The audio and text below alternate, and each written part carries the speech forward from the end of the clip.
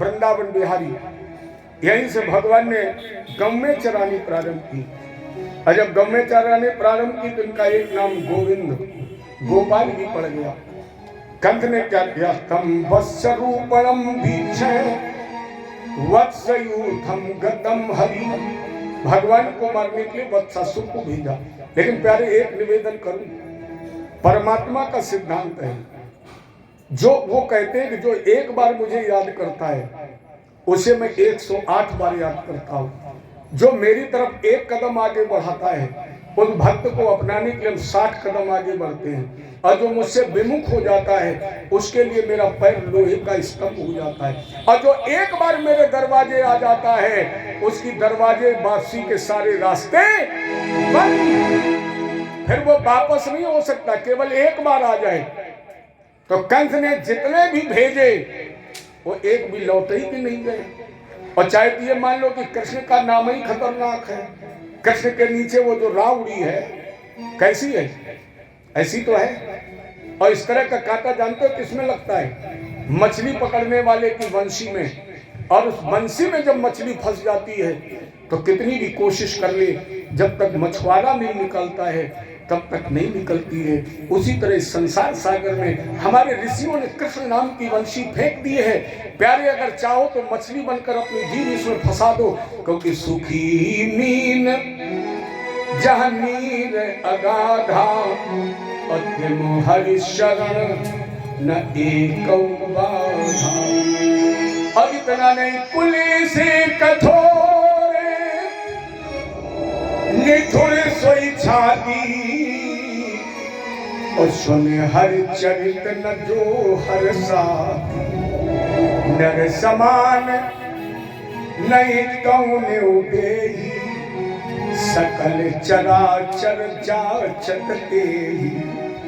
दीक्षित जी, जो ना करे राम गुण गाना अजय सोदा दुर्जी है समाना। जो जीव से भगवान का नाम नहीं बोलते हैं उनका बोलना ऐसा है जैसे तालाब में मेढक बोलता है। बत्सासुर आया, भगवान ने इसका भी बेड़ा पार। बकासुर बगुला बनकर आया, इसका भी उद्धार। अघासुर, इसका भी उद्धार। भगवान ने अघासुर को मारा 5 वर्ष की उम्र में, लेकिन ये घटना ग्वालों ने 1 वर्ष के बाद बताई। राजा परीक्षित ने कहा महाराज ब्रह्मण कालांतरम, ये घटना 1 साल तक क्यों नहीं बताई। सुखदेव जी ने कहा अघासुर को मारने के बाद भगवान ने जब ग्वालों का झूठा भोजन किया तो ब्रह्मा जी को मोह हो गया, इसलिए गऊ और बछड़ों का हरण कर लिया, गोलोक में ले गए। और ये कार्यक्रम, ये व्यवस्था 1 साल तक कोई जान ही नहीं पाया। 1 साल के बाद जब ब्रह्मा जी का मोह दूर हो गया तो भगवान के चरणों में प्रणाम किया, 40 श्लोक गाए। मैंने भगवान को मनाने के लिए 40 श्लोकों में स्तुति की है। लेकिन हमारे कन्हैया ने ब्रह्मा जी की तरफ मुड़कर भी नहीं देखा। अब यहां जरा विवेक का प्रयोग करना भी। थोड़ी देर बाद आप गिरिराज जी का पूजन सुनेंगे, गोवर्धन पूजन। और गोवर्धन पूजन में इंद्र ने क्या किया है, 7 दिन तक तेयब वर्षण पानी बरसाया है। 7 दिन तक हाथी की सूंड के समान मोटी मूसलाधार वर्षा। और इंद्र ने एक प्रतिज्ञा की है कि हम सारे ब्रज को नष्ट नाबूद कर देंगे। तो आप केवल ये सोचें, जिसने नष्ट नाबूद करने की प्रतिज्ञा की है उसका अपराध बड़ा है, या जिस ब्रह्मा ने गौओं और बछड़ों का हरण तो किया लेकिन 1 वर्ष तक सुरक्षित रखा, अपराध उसका बड़ा है। अगर आपसे पूछा जाए इंद्र का अपराध बड़ा है कि ब्रह्मा का अपराध बड़ा है, तो आप क्या उत्तर देंगे, किसका अपराध बड़ा है? अपराध तो इंद्र का बड़ा है, लेकिन भगवान ने बड़े अपराधी को क्षमा कर दिया है और छोटे अपराधी की तरफ देखा भी नहीं। क्यों?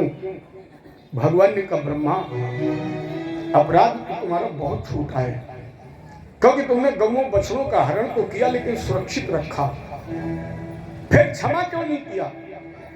भगवान ने कहा कि गौओं और बछड़ों की सेवा मुझे 11 वर्ष ही तो करनी थी।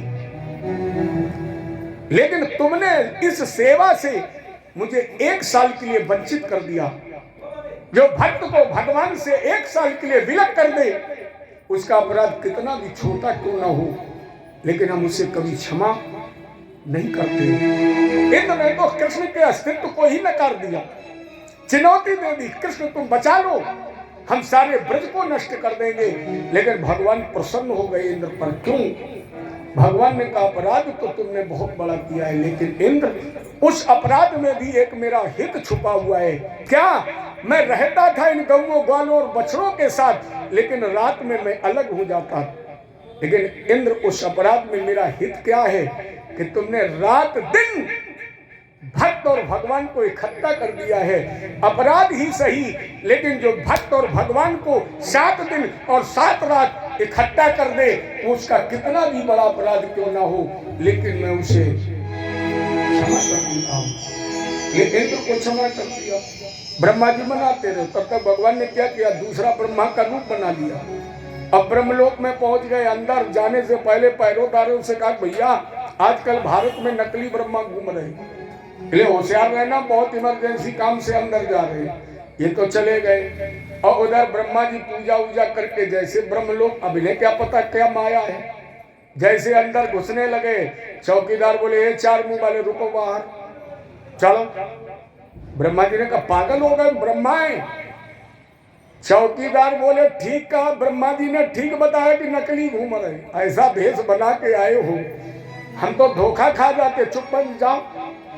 ब्रह्मा जी बैठ के वहीं रोने लगे, भैया हम असली हैं। बोले हमें असली नकली से कोई मतलब नहीं, हमारे असली वाले अंदर हो, तुम जाओ। ब्रह्मा जी ने कहा अच्छा एक काम करो। क्या? बोले अपने ब्रह्मा से कह दो कि आपसे हम मिलने आए हैं। एक चौकीदार से बोला तुम यहीं बैठो, और दूसरे से कहा कि तुम अंदर जाके बताओ ऐसा न हो हम तुम चले आओ पीछे चलो आए। एक वही ब्रह्मा जी को पकड़ कर बैठ गया, एक अंदर गया, प्रणाम किया, महाराज जी ठीक किया आपने, जो बता दिया नो तो बिल्कुल तुम्हारे जैसा बहुरूपिया बन के आ गया। हम चाहे जितना चश्मा टेस्ट कराते पहचान ही नहीं पाते, बिल्कुल हूबहू ऐसा ही है, बिल्कुल हम धोखा खा जाते हैं। भगवान बोले अंदर तो नहीं आने दिया। चौकीदार बोले अंदर कैसे आएगा, डंडा देख रहे हो। भगवान बोले भगा दिया। चौकीदार बोले ठाकुर जी बहुत भगाया, लेकिन वो जबरदस्ती बैठा रो रहा है। अच्छा तुमने रोने का कारण पूछा?